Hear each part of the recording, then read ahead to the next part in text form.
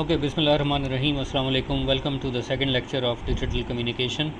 This is your course instructor Dr. Naveed Mufti at the Department of Telecommunication Engineering, University of Engineering and Technology, Mardan.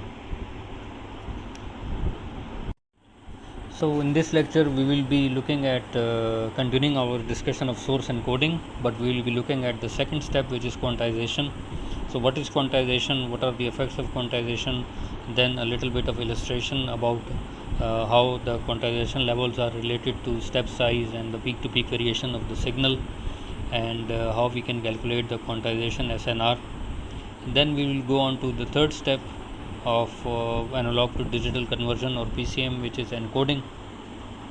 So we'll look at an example to understand the whole process. And we will also be discussing the quantization noise and error, how we can determine, and then how we can compare quantizers for their performance. I'll give you an example that you have to try at your home. And after this discussion we will move on to the concept of non-uniform quantization, which brings us to compending, and then the compending standards that are being followed globally. So in this part of the lecture we have a few outcomes. The students should be able to understand quantization and its implications. They should be able to compare quantizer performance, understand the need for non-uniform quantization, demonstrate an understanding of achieving non-uniform quantization by uniform quantization and compending, comprehend the working of compending transformations. Quantization. And what is quantization? क्या ख्याल है अगर मैं आपसे पूछूं quantization क्या है? हमने पहले डिस्कस भी किया हुआ है. तो basically in quantization we are making the y axis और द एम्पलीट्यूड एक्सिस डिस्क्रीट. ठीक है. तो what we are trying to do, we are trying to map the samples of a continuous amplitude wave form to a finite set of amplitudes. तो finite set that means कि हम उसे discrete कर रहे हैं. ठीक है.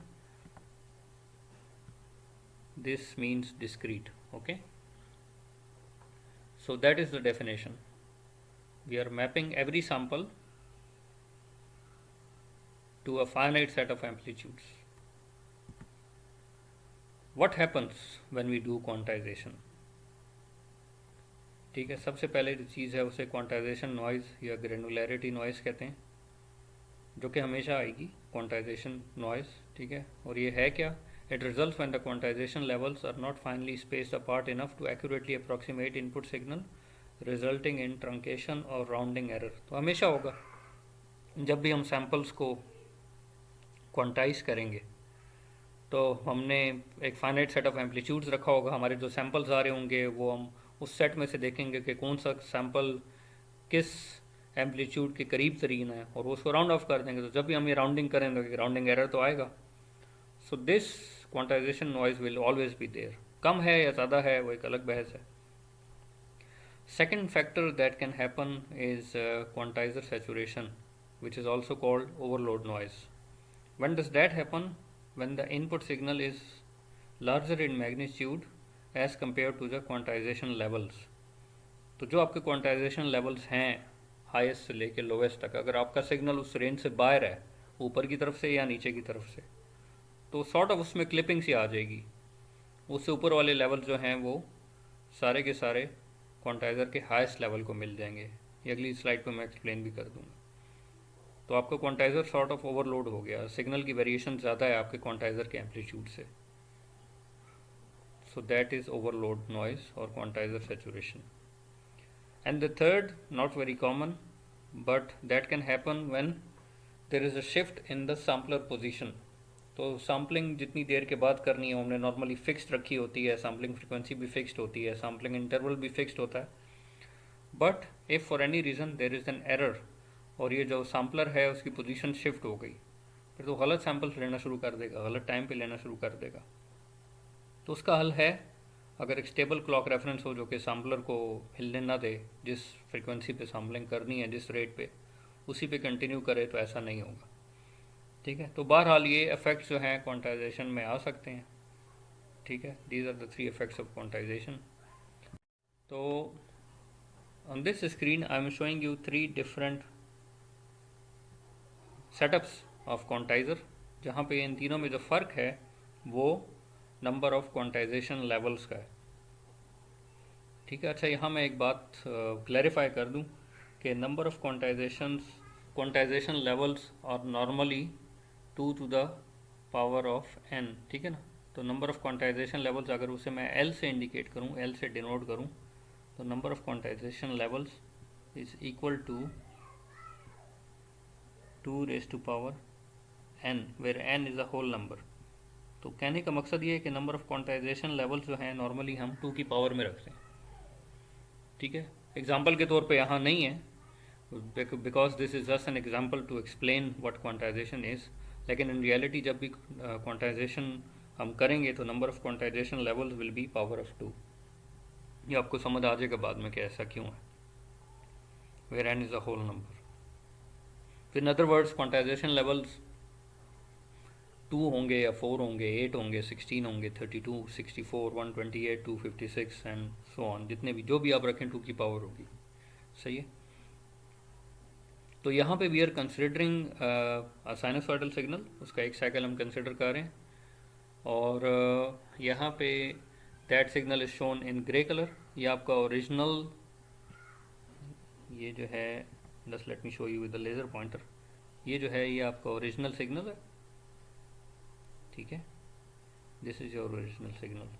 In every case you can see the same signal is being used in quantization. तो क्वांटाइजेशन से पहले सैम्पलिंग होनी ज़रूरी है। तो ये जो पार्टीशंस बनी हुई हैं एक्स एक्सिस पे, ये जो वर्टिकल लाइंस हैं, एवरी वर्टिकल लाइन रिप्रेजेंट्स के उस वक्त हम सैंपल ले रहे हैं। ठीक है ना, आसानी के लिए हमने आइडियल सैम्पलिंग अज्यूम की हुई है। तो ये जो आपको हर फिक्स्ड देर के बाद एक वर्टिकल लाइन नज़र आ रही है, those are the sampling times. ठीक है, those are the sampling times. तो सब में आप देखें सैम्पलिंग टाइम सेम है, तो we are taking samples at the same time. सही है। तो यहाँ पे कितने लेवल्स हैं क्वांटाइजेशन के? There are 3 amplitude levels, 1 2 3। यहाँ पे कितने हैं? 1 2 3 4 5। यहाँ पे कितने? 1 2 3 4 5 6 7 8 9। ठीक है, मैं वंस अगेन रिपीट कर दूं, ये नंबर ऑफ लेवल जो हैं ये 2 की पावर में नहीं है। ठीक है, ये सिर्फ समझाने के लिए है। असल में जब आप क्वांटाइज करेंगे तो हमेशा जो नंबर ऑफ लेवल्स होंगे वो 2 की पावर होंगे। Okay, now coming to the first case, जब हमारे पास 3 क्वांटाइजेशन लेवल्स हैं। ठीक है, और अगर मैं सैम्पल्स में लेना चाहूँ, तो इस वक्त जब मैं सैम्पल लूँगा ओरिजिनल सिग्नल का, तो ये वैल्यू बनेगी।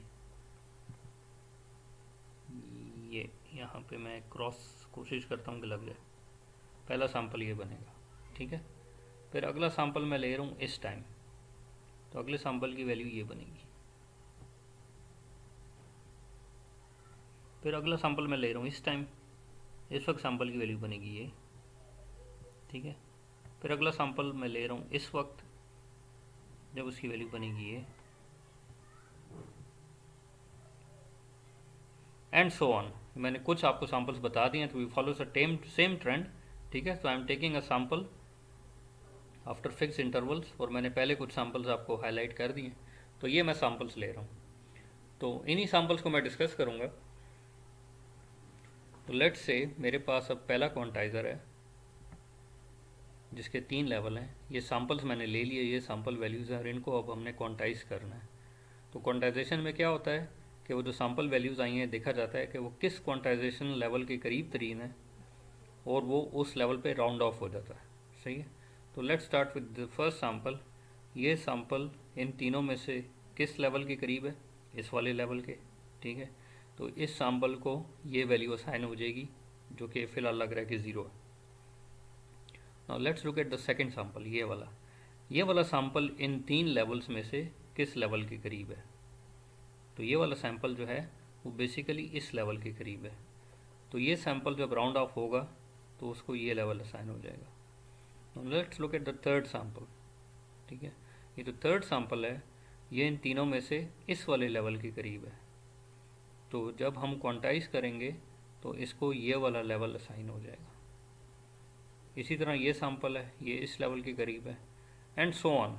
आप सारे सैम्पल्स देखते जाएं, जो जो भी सैम्पल बनेंगे as you move across this signal, जहाँ पे भी ये साइनोसॉइडल सिग्नल वर्टिकल लाइन को इंटरसेक्ट कर रहा है वो आपका सैम्पल है।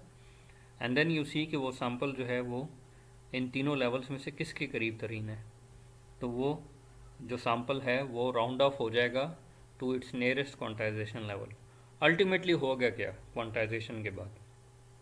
After quantization now you can not have just any amplitude, you will only have the 3 amplitude levels here। तो आफ्टर क्वांटाइजेशन या तो एम्पलीट्यूड ये होगा या ये होगा या ये होगा।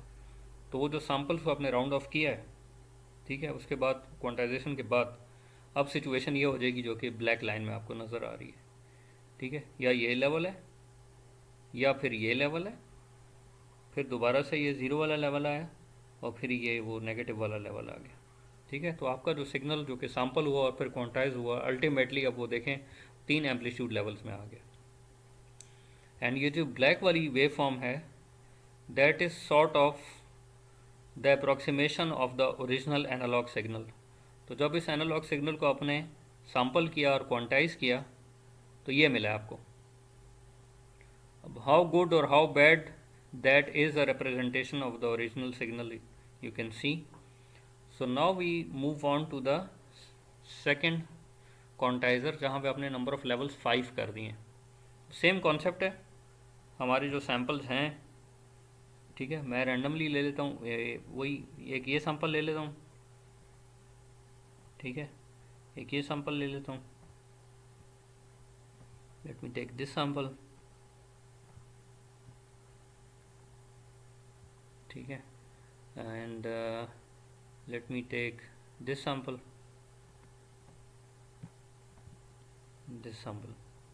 चलो ये मैं सैम्पल्स ले लेता हूँ कुछ, सही है, just for the sake of understanding. पहला तो हमें पता है कि वो ज़ीरो के करीब तरीन होगा।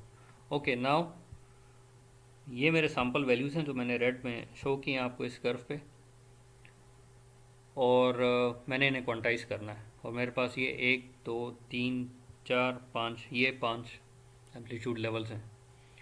तो ये वाला सैम्पल जो है किस क्वांटाइजेशन लेवल के करीब तरीन है? इस वाले के, इसको ये असाइन हो जाएगा। ये वाला सैम्पल इसके ज़्यादा करीब है as compare to this level, तो ये वाला जो है ये भी इसको असाइन हो जाएगा, ठीक है, या ये प्रॉबली हाफ डिस्टेंस पे है, probably, I don't know, probably half distance पे है लेट से। तो ऐसा लग रहा है कि ऊपर वाले के ज़्यादा करीब है, तो ये ऊपर वाले को असाइन हो गया, ये भी ऊपर वाले को असाइन हो गया, ये भी, ठीक है ना, ये नीचे वाले को असाइन हो गया, सही है। इससे अगला सैम्पल आप देखें यहाँ आएगा, वो इस लेवल को असाइन होगा। इससे अगला सैम्पल आएगा वो ये है, वो इस लेवल को असाइन होगा।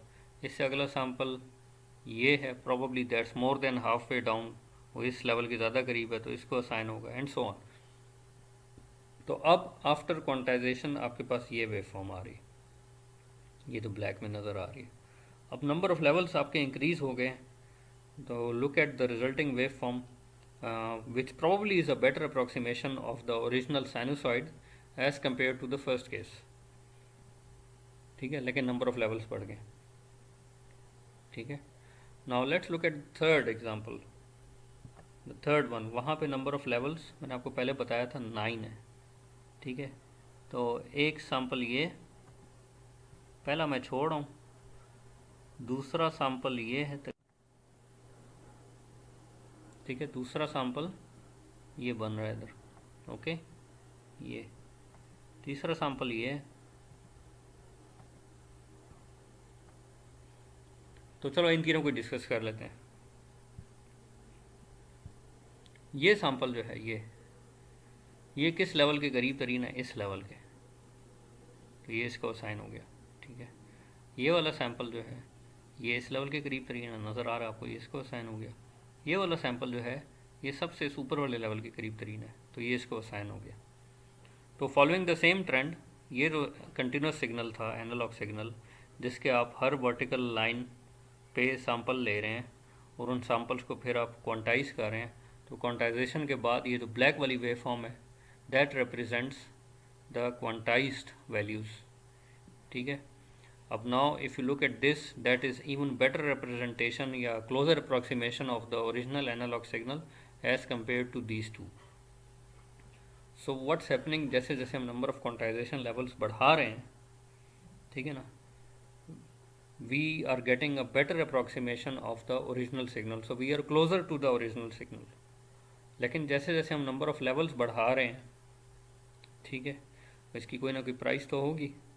Number of levels is 2⁻n, यानी कि n हमारा बढ़ रहा है, ठीक है. तो there are pros and cons of every arrangement. यहाँ पे नंबर ऑफ लेवल्स कम है, ठीक है, लेकिन वो फिर ओरिजिनल सिग्नल से दूर बहुत है. यहाँ पे नंबर ऑफ लेवल ज़्यादा हो रहे हैं, ओरिजिनल सिग्नल के करीब हो रहा है, लेकिन लेवल ज़्यादा हो रहे हैं. तो ये लेवल्स का ज़्यादा होना या लेवल्स का कम होना, ठीक है, व्हाट डज़ दैट मीन, इससे क्या चीज़ अफेक्ट होती है.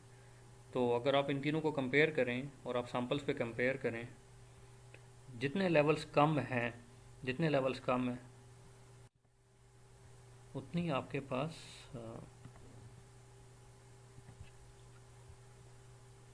क्वांटाइजेशन नॉइज है, राउंडिंग एरर ज़्यादा है. अब ये सैम्पल आपने राउंड ऑफ किया था टू दिस लेवल, यहाँ पे इतना एरर इंट्रोड्यूस किया आपने, राउंडिंग एरर या ट्रंकेशन एरर, ठीक है. जैसे एक एग्जांपल दे रहा हूँ, यहाँ पे आपने इस सैम्पल को ये लेवल असाइन किया था, यहाँ आपने इतना ट्रंकेशन एरर इंट्रोड्यूस किया.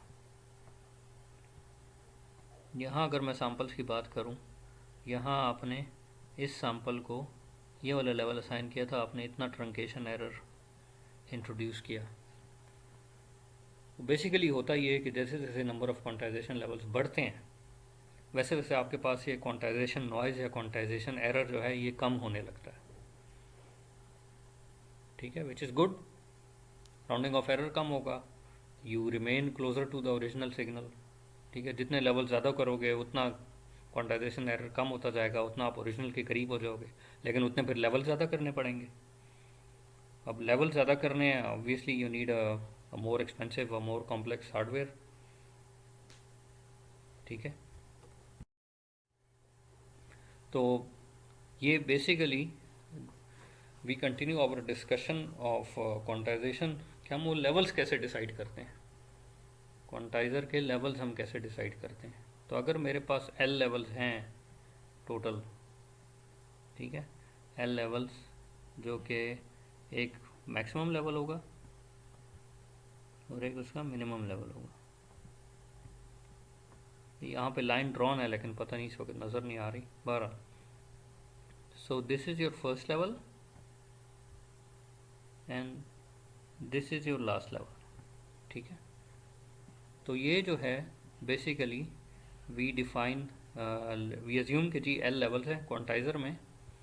तो वो आपका जो पूरा जो सिग्नल है उसकी वेरिएशन लेट से वो है V P P represents peak to peak voltage. तो आपका जो जो भी सिग्नल है कंटिन्यूस, वो एक पॉजिटिव वैल्यू है उसकी मैक्सिमम और एक नेगेटिव वैल्यू है उसकी मैक्सिमम. तो this is the positive peak value, that's the negative peak value, सही है. तो हम ये अज्यूम करते हैं कि एक आपके पास ऐसा सिग्नल है जो कि वेरी कर रहा है from a positive peak to a negative peak,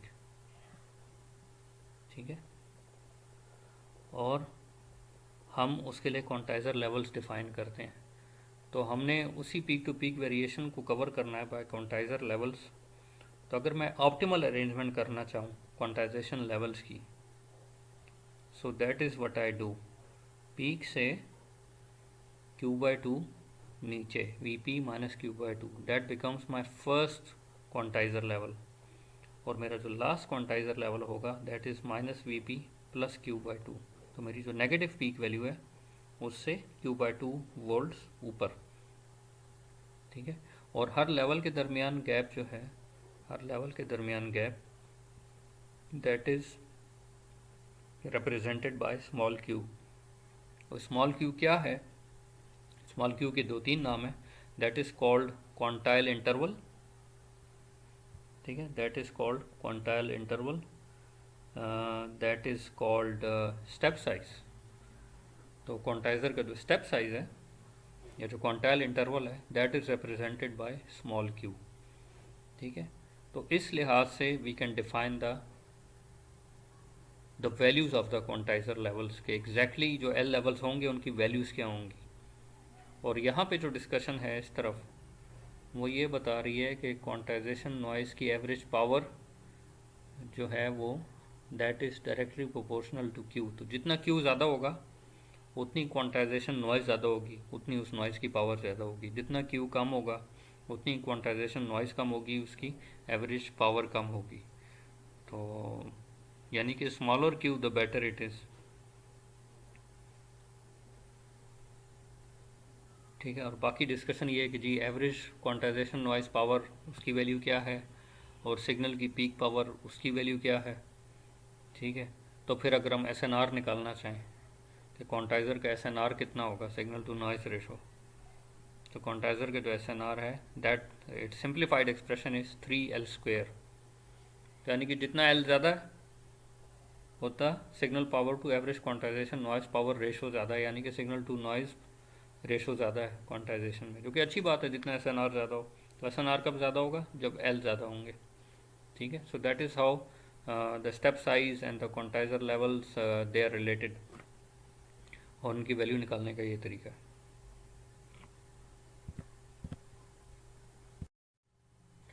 okay, so let us consider an example. यहाँ पे एक हमने एनालॉग सिग्नल लिया है एक्स ऑफ टी, और उसे हम सैम्पल कर रहे हैं और क्वांटाइज कर रहे हैं।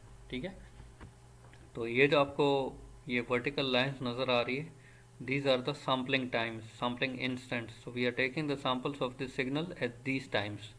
तो हमारे पास ये पहला सैंपल उस इस वक्त लिया जाएगा, दूसरा, तीसरा, चौथा, पांचवा, छठा, सातवां। These are the 7 samples. That's the original analog signal. ये जो ब्लैक सर्कल्स नज़र आ रहे हैं आपको, ये सैंपल्स हैं। ठीक है, these are the sample values. तो जो भी सैंपल वैल्यू है, जो भी एक्चुअल सैंपल वैल्यू थी, वो यहाँ पे नीचे मेंशन्ड है। फर्स्ट रो में नेचुरल सैंपल वैल्यू 1.3, 3.6। आप अज्यूम कर लें कि हमने फ्लैट टॉप सैम्पलिंग से लिए हैं, तो जो सैम्पलिंग के वक्त जो वैल्यू होती है वो हम पिक कर लेते हैं। तो 1.3, 3.6, 2.3, 0.7, -0.7, -2.4, -3.4, सही है। ये हमारे पास सैम्पल्स आ गए। ओके, एंड लेट्स से कि हमारे सिग्नल की जो वेरिएशन की रेंज है वो 4 से -4 तक है। तो ये प्लस वी पी, ये -Vp, सही है। ये इसके वेरिएशन की रेंज है +4 से -4 तक। And the quantizer we are using it has 8 levels. 2 की पावर 2⁻³ इज़ 8 लेवल्स, सही है। तो उसके 8 लेवल्स होंगे, कैपिटल L इज़ 8। और हमने अब क्या करना है कि वो लेवल्स डिसाइड करने हैं कि वो क्वांटाइजर लेवल्स क्या हों। तो जो हमने पिछली स्लाइड पे पढ़ा है, बेस्ड ऑन दैट अगर हम लेवल्स डिसाइड करना चाहें, तो सबसे पहले तो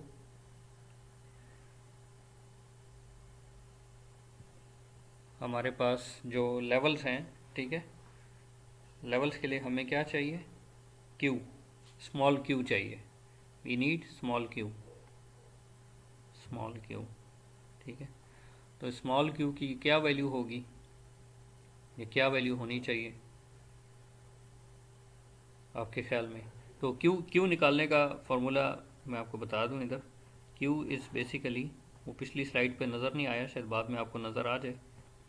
VPP, जितनी पीक टू पीक वेरिएशन है, डिवाइडेड बाय L। ये सादा सा फॉर्मूला क्यू की वैल्यू निकालने का। पीक टू पीक वोल्टेज या मैक्स और मिनिमम का जो भी डिफरेंस है, दैट डिवाइडेड बाय L। तो अगर हम इस केस पे अप्लाई करें, हमारे पास पीक टू पीक या तो दोनों मैक्सिमम मिनिमम है, उनका डिफरेंस कितना है, 8 वोल्ट्स। और लेवल्स कितने हैं आपको बता दिया गया कि ये जो क्वांटाइजर है इसके 8 लेवल्स होंगे, सही है। तो वो आपके पास आंसर क्या बनता है यहाँ पे, 8/8 दैट इज़ 1। तो यहाँ पे क्यू जो है, स्टेप साइज है आपका, वो 1 वोल्ट होगा इस क्वांटाइजर में, ठीक है। तो ये क्यू आपको पता चल गया। अब आप पिछली स्लाइड पे आपको मेंशन था कि क्वांटाइजर लेवल्स हम कैसे डिफाइन कर सकते हैं। ऑप्टिमल अरेंजमेंट ये कि सबसे जो ऊपर वाला, सबसे जो हाईएस्ट क्वांटाइजर लेवल हो, दैट इज़ Vp - Q/2, ठीक है। तो Vp आपके पास जो सबसे ऊपर वाला क्वांटाइजर लेवल बनेगा, ये वाला, इसकी वैल्यू कैसे निकली है, Vp - Q/2। तो वीपी क्या है आपके पास 4,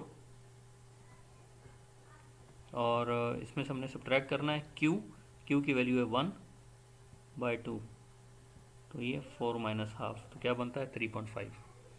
सही है। Once you know the first level then it's easy, उसमें से क्यू माइनस करो तो अगला लेवल आ जाएगा। तो 3.5 में से 1 माइनस किया तो 2.5, फिर 1 माइनस किया तो 1.5, फिर 0.5, फिर इस तरह -0.5, -1.5, -2.5, -3.5। आप इसको क्रॉस चेक भी कर सकते हैं उस फॉर्मूले से जो कि पिछली स्लाइड पे गिवन है। So these are the 8 quantization levels that we get. सही है। तो ये हमारे पास क्वांटाइजेशन लेवल्स आ गए 8। ये once we have the quantization levels and we have the sample values, अब हमने क्या काम करना है, सैम्पल्स को राउंड ऑफ करना है to the nearest quantization level. तो इसका करीबी लेवल कौन सा है इन लेवल्स में से?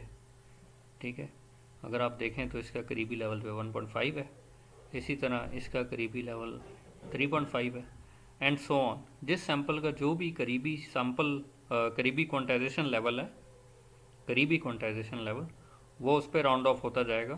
तो ये जो आपके पास सेकेंड रो आ रही है, ये सारी राउंडेड वैल्यूज़ हैं। ठीक है ना, ये सारी राउंडेड वैल्यूज़ हैं, ये क्वांटाइज हो गया। ठीक है, तो यहाँ तक तो आपने पढ़ लिया। अब इफ़ यू रिमेंबर, पीसीएम की 3 स्टेजेस होती हैं, सैम्पलिंग, क्वांटाइजेशन और एनकोडिंग। अब मैं एनकोडिंग की बात करने लगूँ। Once you have the quantization levels, वो जितने भी लेवल्स हैं, सबसे लोवेस्ट लेवल को आप कोड 0 असाइन करते हैं and then you proceed upwards like this. तो यहाँ पे जो क्वांटाइजेशन लेवल्स हैं मेरे, ये उनको कोड्स असाइन हो गए 0, 1, 2, 3, 4, 5, 6, 7। 8 लेवल हैं तो 0 से 7 तक जाएंगे। 16 लेवल्स होते हैं तो हम 0 से 15 तक जाते हैं। ठीक है, 12। तो ये आपको असाइन हो गया 0 से 7 तक। हर क्वांटाइजेशन लेवल को एक कोड असाइन हो गया, जो कि यहाँ लिख भी दिया है कि इस क्वांटाइजेशन लेवल का क्या कोड है, इसका क्या कोड है, एंड सो ऑन, सब लेवल्स के कोड लिख दिए। Now every quantization level has a code and every code is represented by its binary equivalent. That's what you need to remember. This is the third step, encoding का पार्ट। ठीक है, कि हर quantization level के पीछे एक कोड है and that code will be ultimately represented by a combination of bits. तो जो भी हमारे सैम्पल्स आए वो राउंड ऑफ हो गए टू द नियरेस्ट लेवल। फिर हर लेवल के पीछे एक कोड है और हर कोड के पीछे एक बाइनरी इक्विवेलेंट है। तो जो भी कोड बन रहा है उसके पीछे बाइनरी इक्विवेलेंट क्या बनेगा, उस लिहाज से वो जो सैम्पल है वो कन्वर्ट हो जाएगा एक बाइनरी सीक्वेंस में। अब दिस इज़ वेयर जो मैंने आपको इक्वेशन थोड़ी देर पहले बताई है, L is equal to 2⁻n, this is where that n comes in. ठीक है, तो अगर इस क्वांटाइज़र के लिए आप कैलकुलेट करें, इसके लेवल्स 8 थे तो इसका n क्या बनता है, n3 बनता है। What does this 3 mean? इस 3 का ये मतलब है कि जितने भी सैम्पल्स होंगे जिन्हें मैं क्वांटाइज करूँगा, every quantize value will be represented by 3 bits. In other words, every sample will be represented by 3 bits. तो ओरिजिनल सिग्नल को सैम्पल किया और फिर सैम्पल्स को क्वांटाइज किया। हर क्वांटाइज्ड वैल्यू, हर क्वांटाइज लेवल के पीछे एक कोड है और हर कोड के पीछे एक बाइनरी रिप्रेजेंटेशन है।